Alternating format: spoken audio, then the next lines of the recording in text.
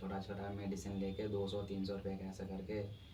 Mummy बोलती थी कि पापा तुम्हारे 40 रुपये 50 रुपये डेली कमा कर लाते। तेज हवाएं तूफान भी हैं, तेज हवाएं तूफान भी है, उठता है रह रह कर ज्वार, प्रतिकूल है धारा जर्जर नाव है, माना खंडित है पतवार। और भले कुछ हो ना हो, और भले कुछ हो ना हो, हुनर मरम्मत का है यार, हुनर मरम्मत का है यार। ऐसे ही हौसले से लबरेज एक जहाजी को सलाम करते हैं हम, जिसका नाम है शुभम। बहुत बहुत स्वागत है शुभम। सबसे पहले शुभम, हम जानना चाहेंगे आपके बारे में और आपके बैकग्राउंड के बारे में कि कहाँ से आप बिलोंग करते हैं, थोड़ा बताएं उसके बारे में। मेरा नाम हुआ शुभम कुमार। मैं मुजफ्फरपुर ज़िले से मीनापुर थाने से आता हूँ। छोटे से गांव पड़ता है नंदना। अच्छा। वहीं से बहुत छोटा सा विलेज हम लोगों का है, जहाँ 5-6 घर है। बड़ा ज़्यादा एजुकेटेड भी नहीं वहाँ के लोग। हमारे पापा एक छोटा सा होम्योपैथी का क्लिनिक चलाते हैं, वहीं गांव में ही चलाते हैं। अच्छा। मम्मी मम्मी कुछ नहीं, सिलाई का काम करती है ऐसे घर पे ही। हाँ, छोटी सिस्टर है, वो पढ़ाई करती ये है। बताया आपने कि पापा होम्योपैथी का काम करते हैं, प्रैक्टिस करते हैं, तो थोड़ा मैं जानना चाहूँ कि आपके पापा के बारे में थोड़ा बताएं। और पापा के पहले होता था कि हम लोग छोटे छोटे रहते देखते थे, बचपन से जो देखते आ रहे बचपन से देखते आ रहे हैं कि वो पापा हमारे छोटा सा बैग में छोटा छोटा मेडिसिन लेके 200-300 रुपये का ऐसा करके। मम्मी बोलती थी कि पापा तुम्हारे 40 रुपये 50 रुपये डेली कमा कर लाते थे, उसी से पढ़ाया तुम लोगों का आगे बढ़ाया है। कैसे से, मतलब बाहर क्या घूम घूम के साइकिल पे या हाँ, कैसे? साइकिल पे घूम घूम के गांव पहले काम करते थे पापा। हम सबको मेडिसिन गांव के अगल बगल का सबको देते थे, जैसे बुखार हो गया, खांसी, सबका छोटा छोटा करते थे। अभी टोटल अभी उस सब बात का 20 साल हो चुका है। अभी पापा गंजा पे बड़ा सा हो गया शॉप पे, उसमें पापा बैठते हैं, 1-2 आदमी भी रहता है साथ में। चलिए, बहुत अच्छी बात। क्योंकि मैं मानता हूँ शुभम, कोई भी इंसान अपने माता पिता से प्रेरित होता है कहीं ना। हमारी सभ्यता, हमारी संस्कार, जो भी कुछ है हम लोग माता पिता से सीखते हैं, हमारे समाज से सीखते हैं। चलिए थोड़ा और आगे की बात करते हैं। तो अभी जो पानी पूरी का जो आपका जो सेटअप मैंने देखा उस दिन झपा में, तो आई रियली लाइक दैट। मुझे बहुत पसंद आया कि तब भी देखिए आपसे मैंने ये जो हम लोग आज जो आज मुलाकात है हमारी, कहीं ना कहीं उसी का एक परिणाम है ये। और मैं हमारे दर्शकों से कहना चाहूँगा कि हम लोग कहीं ना कहीं देखिए इंस्पिरेशंस लेने की चीज़ है। आप कोई पत्थर भी आपको प्रेरित कर सकता है, और आप तो जीते जाते इंसान हैं। और रियली मुझे बहुत अच्छा लगा वह लोग जो हैं इस बारे में सोच रहे हैं कि नहीं, अपने बारे में हम अपना रास्ता खुद तय करेंगे, है ना, और अपनी मंजिल खुद तैयार करेंगे। ये बहुत बड़ी बात होती है। ऐसे हौसले को एक बार फिर से सलाम है। और आगे हम लोग बात जानना चाहेंगे कि अभी आपका और कहाँ कहाँ सेटअप लगा हुआ है यहाँ पर। मेरा तो फर्स्ट ब्रांच गंज बाजार पर डाले थे, अच्छा। वो आज से 3 महीना पहले। उसके बाद सेकेंड ब्रांच झांपा में डाले थे 29 तारीख, जिसका टोटल अभी 2 महीना पूर चुका है। और ये तीसरा ब्रांच डाले हैं यहाँ पे SKMCH गेट नंबर 2 मेडिकल के पास में, गेट नंबर 2 के पास डाले, जिसका उसका भी 1.5 महीना पूर चुका है। और एक और ब्रांच 10 दिन के बाद CRPF कैंप झांपा में डाल रहे हैं। बहुत बहुत बधाई उसके लिए, अग्रिम शुभकामनाएं। और अभी ये बताइए कि जो ये लगभग 2-3 महीने का जो सफ़र आपका रहा है इसमें भी, तो इसमें कोई ज़्यादा दिक्कत या इस तरह का कुछ चुनौतियां का सामना करना पड़ा होगा कहीं ना कहीं आपको जी, इस जगह को लेकर? करना तो पर अभी भी कर रहे हैं। अभी वो स्टाफ मैनेजमेंट लेकर सभी थोड़ा बिजनेस का डिस्ट्रीब्यूट लेके एक जगह आइटम सभी रेडी होता है, सब जगह डिस्ट्रीब्यूट करने में थोड़ा प्रॉब्लम आती है। इसके कारण अभी गंज बाजार वाला थोड़ा क्लोज चल रहा है 2 वीक से। बिल्कुल। और क्योंकि मैं ऐसा मानता हूँ कि बिना चुनौतियों के आदमी बड़ा मुकाम हासिल करता भी नहीं है। चुनौतियाँ आनी भी चाहिए। जितनी बड़ी चुनौतियों के मुकाम उतना ही बड़ा होगा। क्यों साथ कैसे कि जाना हुआ यहाँ से? नहीं, ऐसे तो हम 12th पास करके घर पे ही बैठे हुए थे। ओके। तो कब की बात है ये? लगभग 2022 का बात है। 2022 की बात है। उसमें भी हम लोग का आर्थिक स्थिति उतना अच्छा नहीं था। ऐसे भी कोरोना पीरियड में काफ़ी सबका डाउन हो गया था। ऐसा पापा के भी कुछ खास कमाई नहीं हो रही थी उस टाइम में। ओके। हम लोग उसी बात 12th पास करके भैया वहीं पे काम कर रहे थे। भैया भी मेरा मैट्रिक का एग्ज़ाम दे के पास करके वहीं पे चले गए थे। भैया मेरा 2 साल से वहाँ पर रह रहे थे। वहीं पे गए थे कि आओ 10-12 हज़ार का महीना है। कहाँ कहाँ पहुँचे आप सबसे पहले? वहाँ पे विशाखापट्टनम में पहले गए। ओके, विशाखापट्टनम से पहले। विशाखापट्टनम में गए, वहाँ पे काउंटर पर सेल्समैन का काम मिला स्वीट हाउस में। उसमें 4 महीना काम किए। उसके बाद गांव में आ गए फिर। उसके बाद मेरा भैया का शादी हो गया। उसके बाद यहीं पे थे, 1 महीना रुके। तो मेरा एक दोस्त का कॉल आया बेंगलुरु से कि यहाँ पे एक सेम काम है काउंटर पे सेल्समैन का, आओ काम करना। आते हैं, गए वहाँ पे तो तो भाई भाषा तो वहाँ उनको पता नहीं था। पहले तो गए तो रास्ता में एक एक्सीडेंट हो गया, ऐसा कि स्टेशन से गए, स्टेशन गाड़ी में बैठ के लोकल, और दोस्त मेरा बोला वो रैपिडो उधर ज़्यादा चलता है, रैपिडो चलता है, वही ओला वगैरह वहाँ पर ज़्यादा चलता है। तो उतना हमको यूज़ नहीं करने आ रहा था उस टाइम में, समझ नहीं था। दोस्त मेरा बोला कि रैपिडो बुक कर लेना और आ जाना। तो बोला कि इधर बगल में ही पहुँचा देता हूँ, बस 100 रुपया ही लूँगा। बोले ठीक है, ऐसा बोल रहा है तो पहुँचा देता है। लेकिन हमको क्या पता कि वो मेरे रास्ता में वो उसका थोड़ा वो गड़बड़ कर देगा।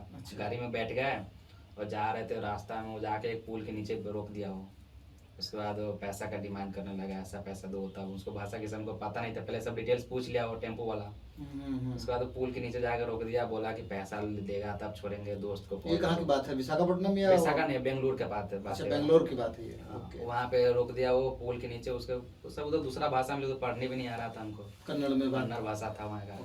फर्स्ट टाइम गए हुए थे SMBT बेंगलुरु से, स्टेशन पे बैठे तो गाड़ी में बैठे उसका, उसके बाद गए, वो साथ में वो लड़का आ गया, पतला सा लड़का था, वो बैठे कोई पैसेंजर होगा अपना, जैसे बिहार में चलता है वैसे। हाँ, सोच रहे भाई तो अपना ही आदमी, कोई दूसरा पैसेंजर है, कौन है क्या है। हाँ, तो वहाँ गया तो आगे जाके ब्रेक कर दिया। उसको अंदर क्या हो गया था, बोले कि बस यहीं तक जाएंगे, आगे नहीं जाएगा, पैसा दो। बोले वहाँ हमको पहले जगह पे तो पहुँचा दो भैया, उसके बाद पैसा ले लेना अपना। नहीं, पैसा जितना किलोमीटर जाएंगे उतना 100 रुपया लेंगे, हर किलोमीटर 100 रुपया लेंगे। मेरे साथ स्कैम करने लगा वो। उसको बोला कपड़ा ले लिया, हाथ में से मेरा फ़ोन ले लिया था, मेरा फ़ोन से बात किया। उसके बाद मैं अपने दोस्त के फ़ोन किया, अब 4000 रुपया का डिमांड कर रहा था। 4000 रुपया देंगे, छोड़ेंगे नहीं तो मारेंगे। फर्स्ट टाइम गए थे बेंगलुरु में, घर से भी थोड़ा प्रॉब्लम में था इसलिए, और टेंशन में, तो उसके जाने के बाद और टेंशन हो गया। वही उसके बाद मैं अपने पापा का कॉल किया गाँव में, पापा के पास से पैसा नहीं था, बोले सभी आदमी टेंशन में आ गए। पापा उसके स्कैनर पे 4000 रुपया मारा। उसके बाद मेरे को जहाँ मात्र मेरे पास वो 50 रुपया दे दिया, वो पूरा पैसा ले लिया, बैग में कपड़ा उपड़ा था, वही टावल सब दे दिया हाथ में, और रोड साइड में कहीं पे उतार दिया।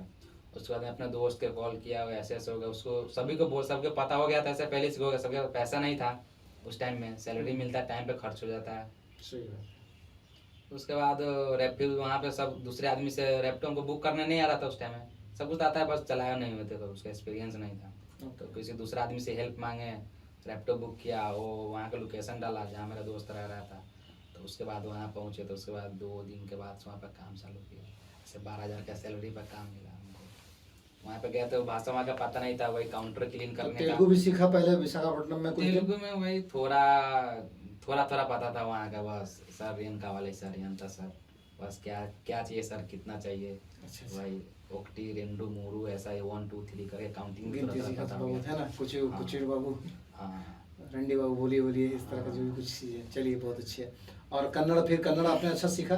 कन्नड़ में गया, उसके बाद तो वहाँ पे वही काउंटर क्लीन करने का काम वैसे मिला, जो बोल रहा था अगला आदमी, मैनेजर जो काम बोल रहा था वही कर रहे थे। वहाँ पे काउंटर स्वीट वूट सेट करना, वो वहाँ का सामान वहाँ उठा के डालना, वही काम कर रहे थे वहाँ पे। उसके बाद वहाँ पे 1 महीना के बाद हमको वही थोड़ा लिखने का, डायरी मेंटेन करने का काम सिखाया वहाँ पे। एक मैनेजर दोस्त ही बन गया, वो साथ में रहता, अच्छे साथ में सोते थे, बात उत करते थे। तो बात करने से उसको अच्छा लगा कि अच्छा लड़का है, पढ़ा लिखा है, तो ये हमको काम थोड़ा सिखाया, बिल कैसे करना है वो सभी भी देख रहे थे। पहले भी थोड़ा कंप्यूटर चलाने आता था हमको। क्या नाम क्या था उस दोस्त का जिसने हेल्प किया? वो दोस्त का नाम था नंदीसाना, नाम था वहीं का था। नंदीसाना। अच्छा, चलिए बहुत वहीं का था, वो बेंगलुरु का ही था, उस कर्नाटक का। चलिए, किसी ने बुरा किया तो किसी ने अच्छा भी किया। हाँ, तो सभी सिखाया हमको। तो उसके बाद थोड़ा सीखते सीखते एक ब्रांच के मेंटेन करने लगा, जो डीलेप न्यूटन में था, पृथ्वी स्वीट एंड बेकरी करके नाम है। उसी में काम कर रहे थे। उसके बाद एक ब्रांच मेंटेन करते करते ऑनर के भी पता नहीं था कि हम ही मेंटेन कर रहे हैं। उसको भी ऑनर का लग रहा था कि वही काम कर रहा है, उसको कुछ पता भी नहीं, भाषा भी समझ रहे थे धीरे धीरे। काउंटिंग भी थोड़ा सेम ही रहता है, तेलुगु का और कन्नड़ का, दोनों का सेम ही काउंटिंग थोड़ा रहता है। उसी से थोड़ा समझते समझते भाषा भी सीख गया, काम भी अच्छा होने लगा। सब बिल्डिंग का काम सीनियर पर लेवल पर जाने लगे हम, छोटा सा। उसके बाद हमको सभी ब्रांच पे जाने का मौका, अगर उस ब्रांच से कोई मैनेजर भाग गया, चला गया, ऐसा करके सभी ब्रांच को ऐसे करते करते हमको समझ में आ गया। सभी ब्रांच मेंटेन कर लिए, टोटल 8 ब्रांच मेंटेन कर रहे थे वहाँ पे। टोटल वहाँ पे हम वही 2-2.5 साल के आसपास वहाँ पे हम रहे हैं। उसके बाद वहाँ पर कुछ पैसा हो गया, सैलरी भी अच्छा खासा मिलने लगा वहाँ पे, परसेंटेज भी मिल रहा था हम लोगों का, सैलरी प्लस परसेंटेज। इंसेंटिव वगैरह मिल रहा था। हाँ, तो उसके बाद आइडिया दिमाग में आया कि उसका आइडिया है कि चलिए अपना गांव में कुछ छोटा सा कारोबार, बिहार में कुछ बहुत सा ऐसा फिर लौटे बिहार, है ना। उसका दिल में फिर से एक बार जागा कि नहीं, वापस अपने गांव चला जाए। उसके बाद उसी मकसद से हम लोग यहाँ पे चले आए बिहार में, वही फरवरी में आए गांव में। उसके बाद बैठ के प्लान बना रहे थे क्या करें, फिर भी वहाँ पे देखे तो ऐसा कुछ ऐसा सिस्टम में चल रहा था, पानी पूरी लोग ऐसे खिला रहा था, सेटअप फ्लेवर बना के ऐसा वो हाथ से डाल डाल के अलग अलग फ्लेवर का दे रहा था सभी। हम सोचे कि कुछ इसको अलग तरीक़ा से डाला जाए, तो हम लोग उस फ्लेवर वाला जगह पे एक छोटा छोटा नल फिट कर दिया सभी पे यहाँ पे। ये जो आपने सेटअप डाला है पानी पूरी का, तो इसमें जैसे कुछ सामान जो बनाते हैं उसका कौन देखता है, और बाकी आगे आगे आप बढ़ा रहे हैं ब्रांचेस भी, तो उनको कौन देखता है, कैसे मैनेज करता है? अभी तो मेरा भैया सब कुछ का मास्टर है, जो हमारे बड़े भैया शिवम नाम, मोमोज होता है, पानी पूरी है, पानी का फ्लेवर जो बनता है सब वही बनाते हैं। हम ओनली मैनेजमेंट का काम करते हैं, ब्रांचेस कहाँ होगा, लोकेशन डालते हैं, कस्टमर कैसे हैंडल होगा, कस्टमर को कैसे सर्व करना है, और स्टाफ ट्रेनिंग वगैरह भी देते हैं। ट्रेनिंग देते हैं सभी को। बहुत अच्छा काम कर रहे हैं, और इस तरह की चीज़ें आप लेकर आए हैं, इसके लिए मैं दिल से आपको धन्यवाद देता हूं। और हमारे दर्शकों को इससे आपसे प्रेरणा मिलेगी, मैं समझता हूं, और हम चाहेंगे कि आपका बिजनेस और ग्रो करे। साथ ही साथ हम कुछ अलग विषय पे भी बात करना चाहेंगे कि जैसे आपके परिवार में और लोग हैं, और कौन, जैसे बताया आपने छोटी बहन है, तो उनका क्या इंटरेस्ट है, क्या इस फील्ड में इंटरेस्ट कुकिंग वगैरह में है या नहीं है? कुकिंग में तो हर लड़कियां का ही रहता है, इंटरेस्ट रहता है ऐसा।